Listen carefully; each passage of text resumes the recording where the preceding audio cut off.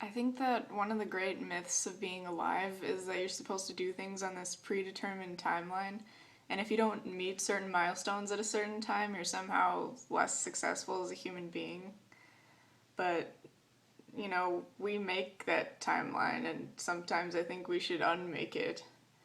Almost invariably, when I'm catching up with people who aren't my friends, one of the questions I get is, when are you going to be done with school? And I'm in a master's program right now in molecular and cellular biology. And I'm always kind of surprised by how the question isn't, what do you like about school, or what is your research in, or what classes are you taking? It's just, when are you going to be done?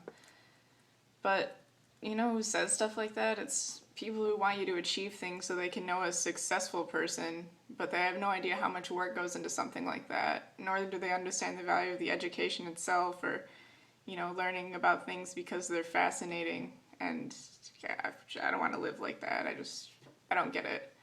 But anyway, I don't want to live my life based on this abstract checklist of achievements. I think that's an ineffective way to live because you never really get to live in the future. You only, get to live now where you are. And I'm not saying not want to achieve anything, but you can break up your goals into like edible, attainable pieces and actually make progress on them instead of just, having these lofty abstract goals. And I think that's more valuable.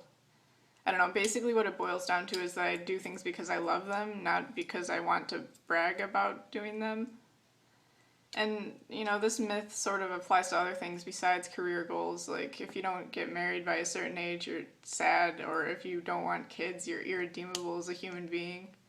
Or if your relationships don't take this course, then there's something wrong with them. And, no, fuck that. Your life belongs to you. So, measure things by your own timeline, not somebody else's.